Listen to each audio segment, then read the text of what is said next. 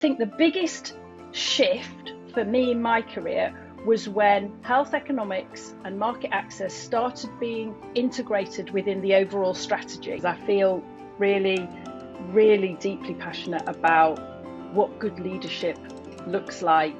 Welcome to BioPharma Unscripted with Marcus Metcalfe, bringing you real conversations with the leaders, innovators and challengers transforming biotech and pharma today.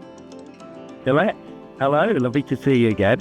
Thank you very much. Hello, lovely to see you. Thank you. I'm so pleased we finally got to do this, because I know we said in our pre-chat, we spoke about this, I don't know, a couple of years ago, probably, about doing a podcast. And I was really up for it, and you were really up for it. And then I got really scared because I just wasn't ready. I wasn't ready to put myself out there. So I've since been doing it, and I thought there's one person I need to come back to. So thank you very much. I'm going to stop talking. I'd love to just introduce yourself, as is formulaic in these podcasts. Tell me a little bit about you. Well, first of all, thanks for inviting me. And I have to say that I was really glad you were scared, because so was I. Brilliant. Okay, lovely.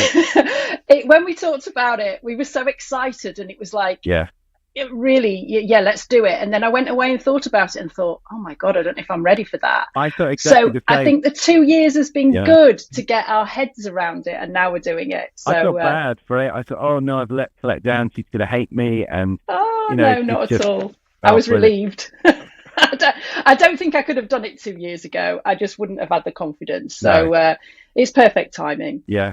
Well, I look back at, I think, my first video, which was 4 years ago, and I look at, I've got big lockdown hair, and I've got these scared little eyes, and I'm really stiff. And just, if you treat it like a chat, it's fine. So, yeah. So I guess the first question for me is what, I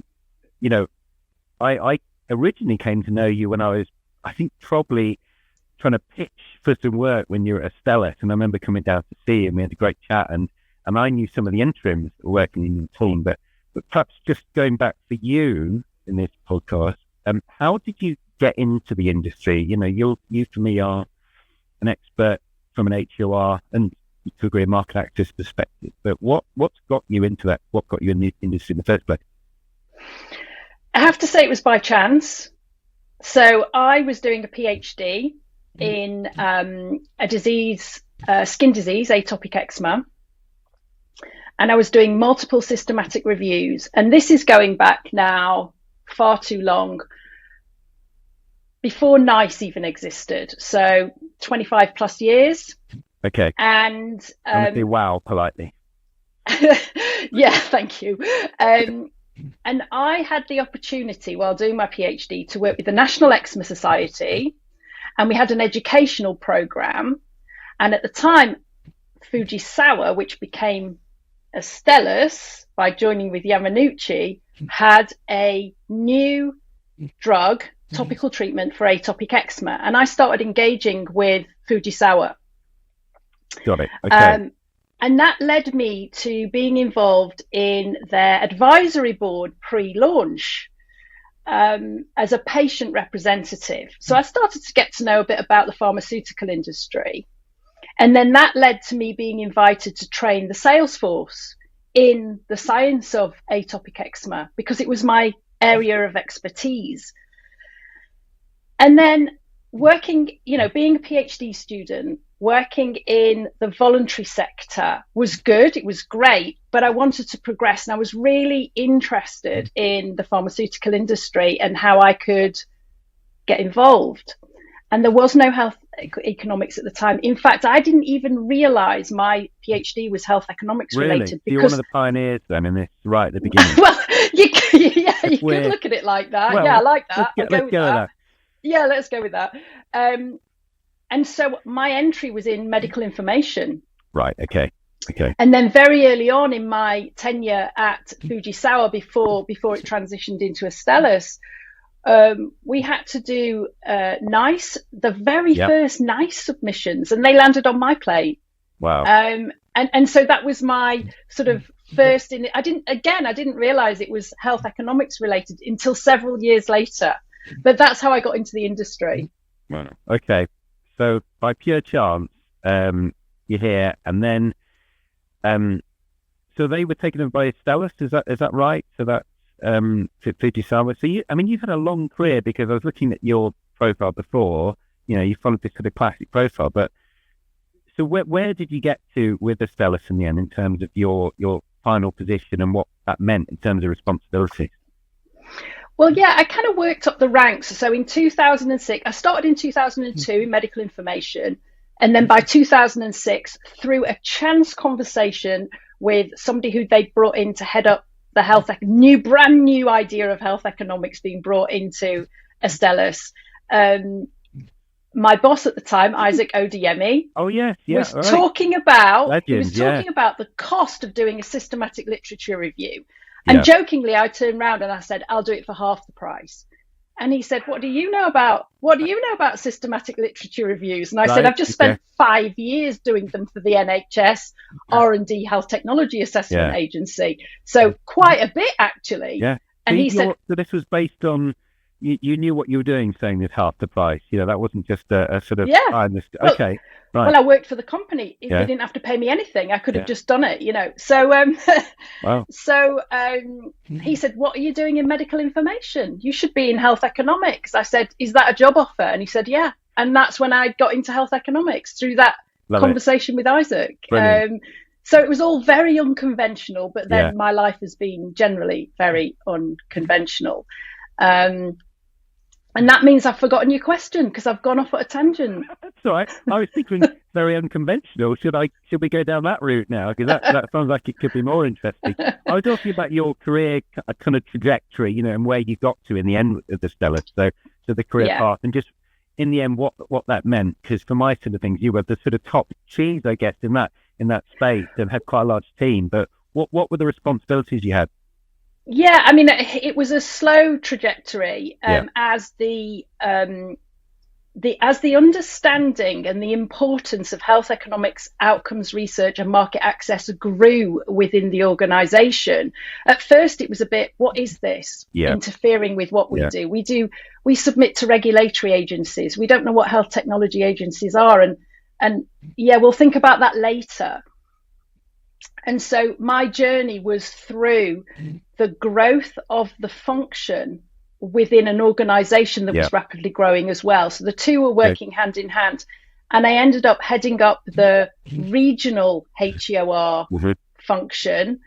So that included Europe, Canada, and Australia, as executive director, with a team of 25 that were had geographical diversity. So we had people in most of those countries. At least one, or sometimes some countries had two people. So that's where I ended up. And then inevitably, through growth of the organization and change of infrastructure, it eventually changed, and I exited in a very friendly way, I must say. It was a mutual agreement. But yeah, that was 23 years I was in Astellas. It's amazing. And so I think, just in terms of what you were saying there, so there was a need to almost sell health economics internally then, because it was this new function. I mean, I hear that a lot anyway. People just don't get it. And I think also sometimes there's the perception of health economists, you might be fantastic at what you do, but you need to be able to communicate it. You need to be able to actually, work with your colleagues internally to make sure they get it as well. So that sounds like that was a journey for you as well, to go from no understanding what it is to actually this is integral. Yeah, and when I look back, when you're a health economist, whatever you do, you're passionate about it. Yeah. And I understood it, and I got it, and I could see the value of it. So I always go back to the question of, why do we need this? Sure. And I couldn't understand why I was saying why we needed it, but I wasn't being heard, or we weren't being heard. And looking back in hindsight, I now understand that, because organizations then were set up to focus on getting marketing authorization approval. And then the selling of the drug would be a traditional sales team. And you didn't have the hurdle of health technology assessment, who are looking at understanding the value of your medicine and whether they're willing to pay for it. And so once that hurdle came in my mind, you've then got to incorporate health economics and market access into your strategy from the get-go. But for a long time, we were an add-on. Yeah. So we'll get so far, and then we'll think about health economics further down the line, because our focus is really on regulatory approval. So how do you get more integrate? How did you, convince other people that this isn't an add-on, this isn't something you think late, think now, Well, probably rather clumsily when I look back at it by going, but it makes sense to me. Why doesn't it make sense to you? Okay. Yeah. I think that a lot. I think it's because, look, there are technicalities to doing health economics, and most people go health economic modeling, but it's so much more than that. If we talk about health economics in the realm of market access, you're trying to demonstrate the value of your medicine, and your biggest opportunity to demonstrate that value is in your pivotal trial program. Sorry, not just your pivotal trial program, in your early development as well. So you can start thinking about health economics, and you should really, from phase 1, because there's so much you can do in that space to start understanding where the value of your medicine might lie. I think we've got a soundbite just there, actually, because obviously it's too late comes up all the time, doesn't it? So sorry to interrupt. No, that's fine. It's a classic, and it when you think about how long HTA has been around, I think to be fair to organisations, they are very much awake and aware of market access. I don't think that's the issue anymore. I think the biggest shift for me in my career was when health economics and market access started being integrated within the overall strategy. So it wasn't a technical add-on where you're just making a model and you're trying to fit the data into the model and demonstrate cost effectiveness. It was more, how do we get to that point where we can demonstrate cost effectiveness? Because look, how much does it cost to bring a drug to market? About $1 billion, right? We know that, roughly about $1 billion. And each clinical trial you run depends on the disease area and the drug itself. It's going to cost, each clinical trial is what, 20, 30 million? This is huge money. And if you're not thinking about how you're going to potentially get your drug to the patients who need it, primarily, you're doing it because there's an unmet medical need, hopefully. Absolutely, yeah. And you want to get access to those patients. But as well, and I'm not ashamed to say this, pharma is a commercial organisation, and it has to be, and I'll tell you why. Because 90% of clinical research comes out of pharmaceutical industry. And so without pharma, we wouldn't have these life-changing medications that we have today. We just wouldn't, because there isn't enough money to be able to invest that massive amount of money in new technologies for healthcare. So I didn't realize I think that much. And so it's huge. And so thinking about market access early on, where you can demonstrate the value, and putting a price on a medicine is no longer just plucking a price out of the air of something you want to charge because you've spent all this money. It's got to be value based. It's got to be evidence based. And so therefore the best evidence is going to be your clinical trial program. Absolutely. Absolutely. Okay. Thank you for explaining that. Now I wanted to just take it on a bit of a tangent, actually, because we were talking about as well as debunking a lot of the myths maybe in health economics and some of the information you've given. I also wanted to understand, in terms of you and your journey personally, we were touching on this before about some of the people that you've encountered. I don't know if that's the right word, sounds a bit sinister. Leaders in your career that have had an influence on you. When I think back, I was thinking about this morning, there's actually leaders that had a really, negative effect on me as well, but inspired me in a way that was really helpful in the end. There's two that always stay in my mind. But what about you? In terms of thinking back about who's have, some really key influence in you. Obviously we've only got a certain amount of time, but have you got a couple of examples of people and why they have been able to help you in your career? Yeah, I think this is a great question, because I feel really, really deeply passionate about what good leadership looks like. And to be a good leader, you've got to be a good follower. You've got to listen to the people you bring in who are experts in their field and trust them to know what they're doing. Yeah. If you're paying them and you don't trust them, yeah. then why are you bringing them in the first place? So trust that they're experts in their field.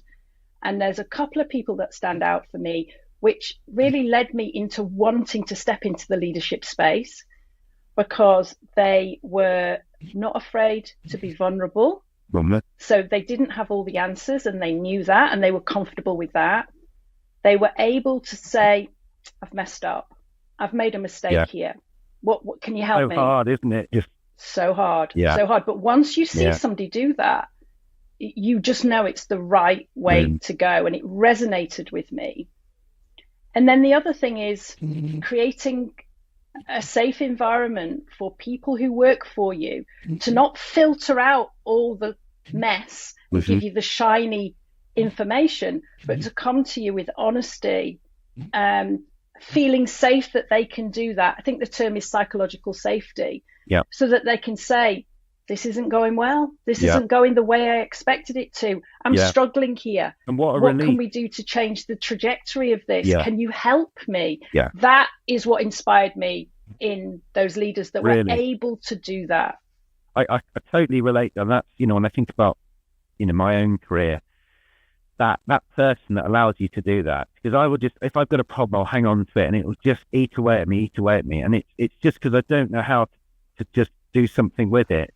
And if you haven't got, and some people you just find they don't have that skill or ability to go, like maybe it's just me, but when I'm there's certain people I know, I've got a group of people that kind of get me, and we've got a way to work it through, because I'm quite good with feedback. I'll say, look, in terms of getting the best out of me, this is how we need to work together. But trust me, if you do it this way, it's great.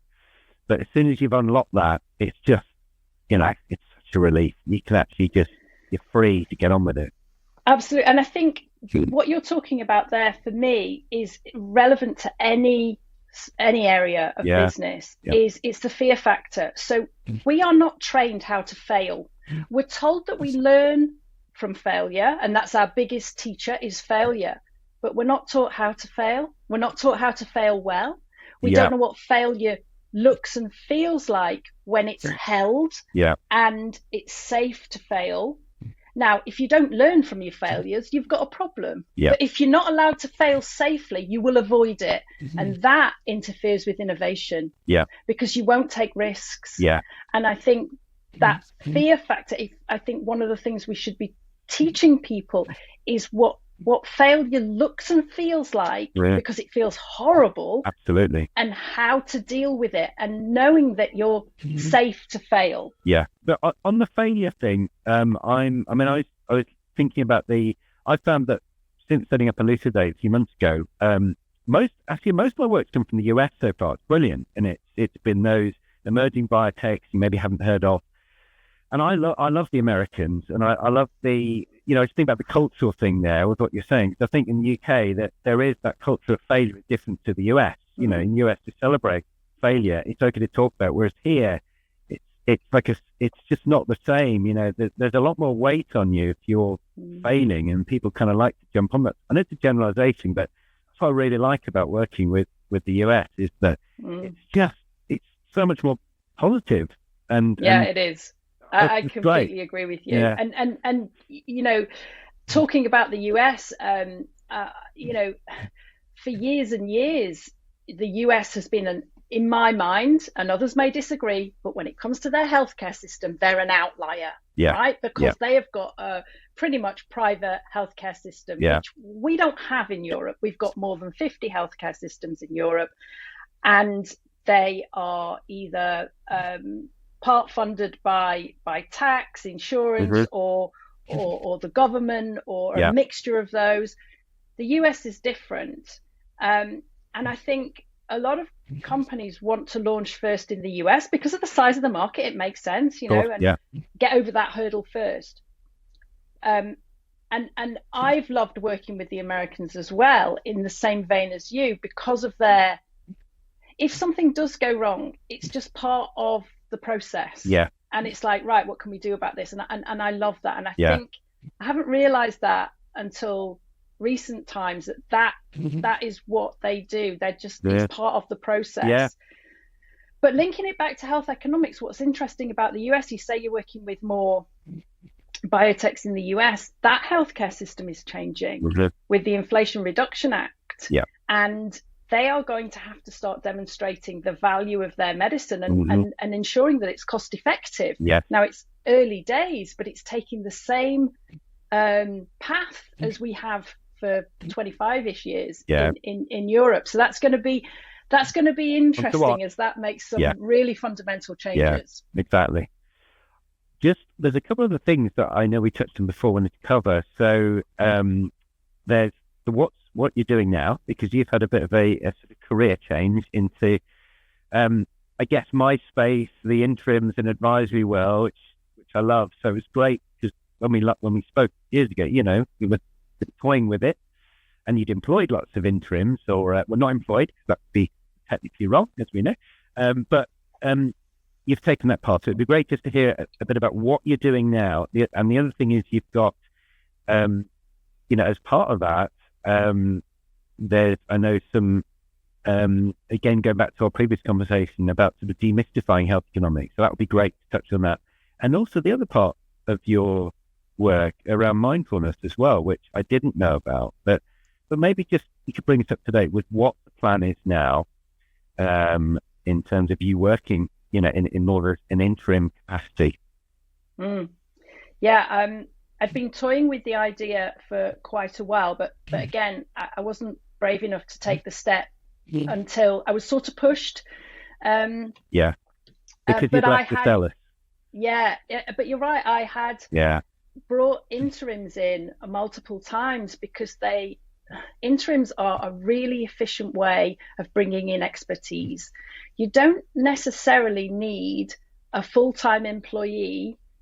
The size of the team doesn't need to be the same size, because the work comes in peaks and troughs. Yeah. So you sort of have your baseline full-time team, but then bringing in interims for specific areas of expertise along the way is a really effective and efficient way of getting the work done. Yep. And the bonus of that is that you bring in different perspectives, different mindsets, different ways of working, because the diversity of organizations that interims have worked in brings a wealth of experience that can help adapt and change the thinking of an organization. It's just a new way of looking at it. Yeah.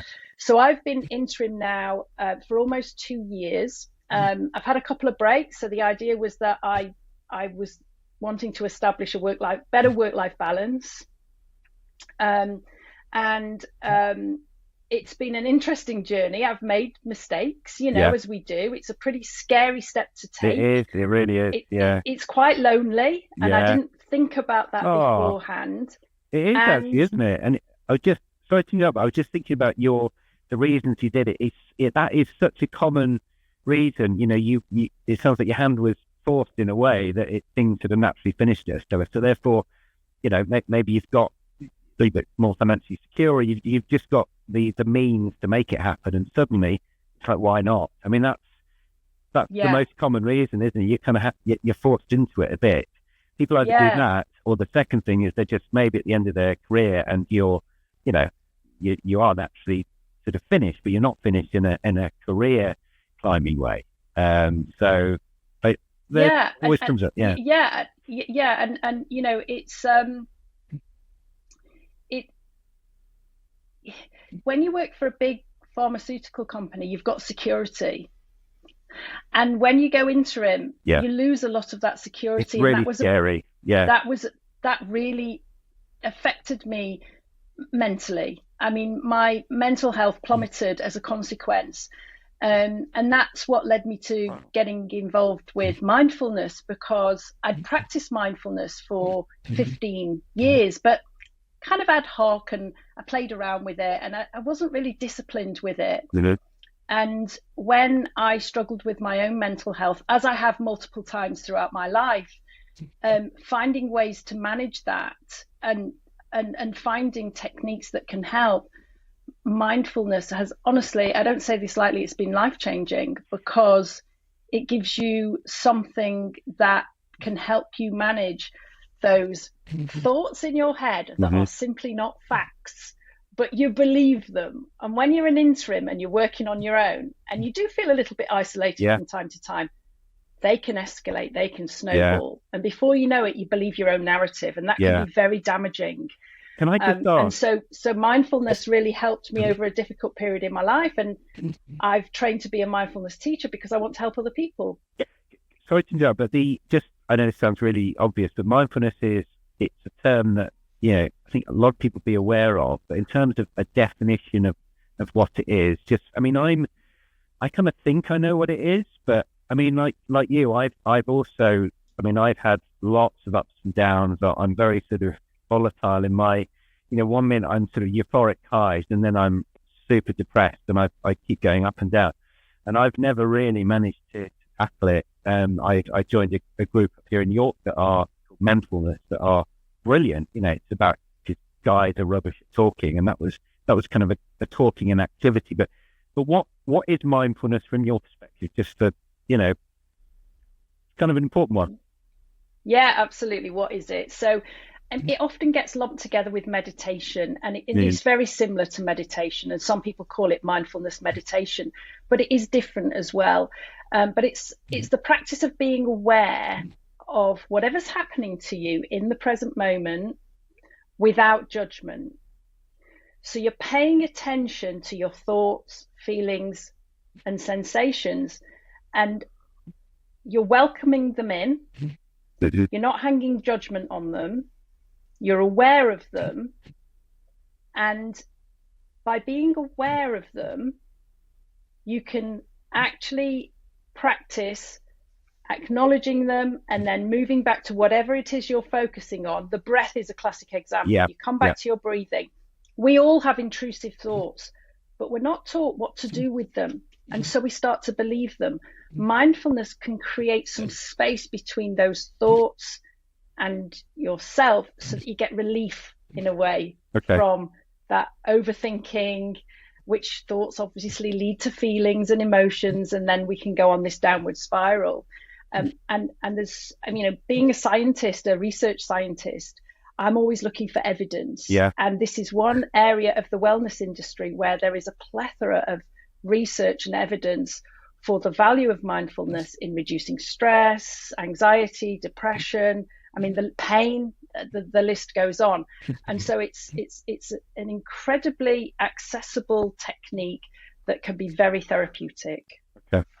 So how will this play out for you in terms of what you're looking to do with it? And because you've got, I guess, two things, I don't want to miss the other stuff, which is your health economic experience, which is really important. I want to cover, but how is that going to play out for you now in terms of what you're doing with that mindfulness? Good question. I'm going to run both in parallel. So my idea is that I'm going to still continue as an interim health economist, but on a part-time basis. And bring the rest of my time will be spent on teaching mindfulness, and whatever that looks like. So I do individuals, I do groups, but one of the areas that's really appealing to me is bringing it to industry and having it as a part of a wellness package within corporations that they can offer to their employees. Because evidence shows us that, you get these employee assistance programs that are used by about 5% of the workforce.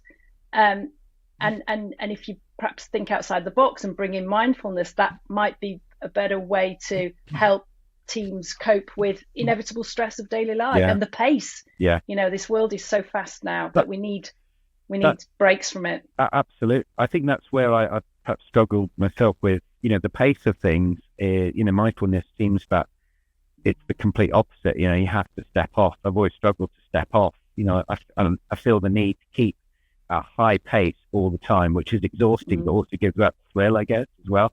It's difficult.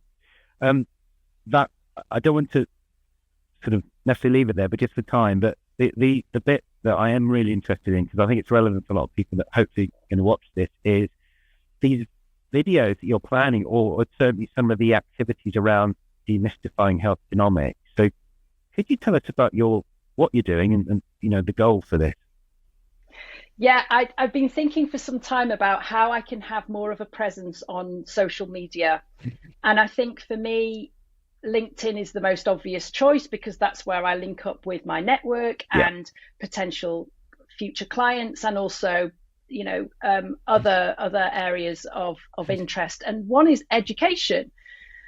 And so I thought, Colette?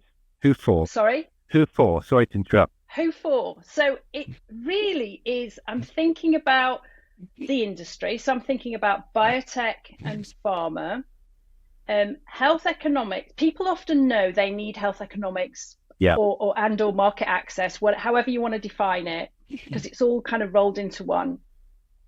But they don't necessarily know why. And I go back to that Simon Sinek classic, always ask why. And so I thought I'm going to challenge myself this year with being able to demystify health economics, outcomes research, and market access by posting. But then I thought, how am I going to post? Yeah. And so I taught myself how to do those carousels. Yeah. Which, I don't know how to do them. It's really easy and fun. And I realized I really enjoyed doing it. So my plan is to post regularly on key questions around what health economics, outcomes research and market access is, so that people can actually understand that it's not this technical black box, that it is accessible, understandable. You don't need to know how to do it.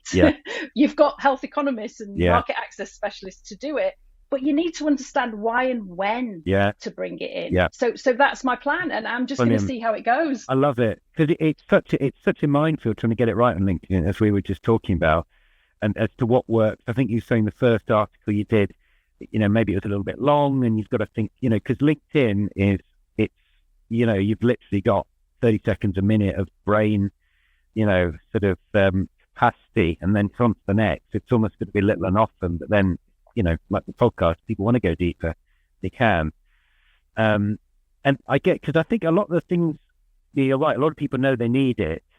Biotech, say, you're emerging biotech, and maybe you've not commercialized before, you haven't got, it's difficult to know where to go with it. So I guess the goal is that it gives them a little bit of information to start them off with the thinking, and then I guess after that, the very fact of what you do, you can help them, if they need help, because that's the other bit. I think a lot of companies, they just don't know where to go to get help. And I think they think, well, I don't need an economic model, so why would I bring in health economics? But it's so much more than that. It starts with defining the unmet medical need. You're then looking at the current burden of illness. You're starting to tell a value story. You're looking at the economic burden of illness. You're starting to look at, how do patients navigate through the healthcare system? What does that look like for them? What do they need to report in terms of their quality of life and the impact on their quality of life? Because that's often how value is measured. Part of the measurement is the patient's quality of life. So there's so much of a story to tell that the earlier you start, the more effective it will be for informing what you do next. Is it worth further investment? Have I got a clear unmet medical need? Do I understand the patient population and the epidemiology? And a lot of this is relatively low cost. I was going to say, because if they're working with someone like yourself, you don't have to commission a full, deal. Look, there's some amazing vendors out there, and they can obviously do a lot of that for you as well. But with someone like yourself, you're almost like a shepherd, where they can dip in and dip out a bit and have a call with you, maybe, pay for the time on that maybe, and just get a bit of a clearer picture. So you're right, it's not going to break the bank. It could be as simple as a conversation and helping them develop a strategy. This is what you need to do, and this is when you need to do it. And then you get to that next milestone, and then you reflect and review, and you go, okay, what do we do next? So it's really making sure it's been thought through as part of their strategy as early as possible. Perfect. Colette, I think we're out of time. I've absolutely loved it. Thank you so much. I'm genuinely made up that we got to do it, and just a lot of the podcasts have done it. It's been people I've known, but what's been really nice is there's a starting point of our relationship, and it's sort of come to this point. So it's been brilliant. I loved every minute of it. Thank you so much. You're welcome. Me too. And thank you for doing these podcasts, because I think we were talking earlier about people they need connection. Yeah. And I think through this style, you start to build connection and understanding in a different way to reading something. It's a different part of your brain that you're tapping into. It really is. And I think also, like you know, I'm working on my own, really. You know, I'm sat in a converted conservatory. I don't have an office to go to. I've got 2 colleagues, but they're not locally. So it's been brilliant doing, you know, setting up the new business. But suddenly there's a lot of old connections I've had where we mean something to each other in different ways, and lots of help and advice, and people are told, try this, you know, have you got, and it's great. And I just find my brain's learning rapidly at the moment, and I definitely don't know what I'm doing, but I'm just, you know, so much more motivated and enjoying it. So. And you're bringing an element of fun to it, and that's, you know, you can make people smile along the way. It's great. I think it's really brave. Thank you. So, Thank you. That's the plan. Great. Well, we'll be in touch, and thanks again. For now, Colette, appreciate your time. Thanks for tuning in to BioPharma Unscripted with Marcus Metcalfe. If you enjoyed today's conversation, please subscribe wherever you get your podcasts and leave us a review. Connect with us on LinkedIn to join the discussion and suggest future guests. Until next time, this is Marcus Metcalfe, bringing you the voices transforming biotech and pharma today.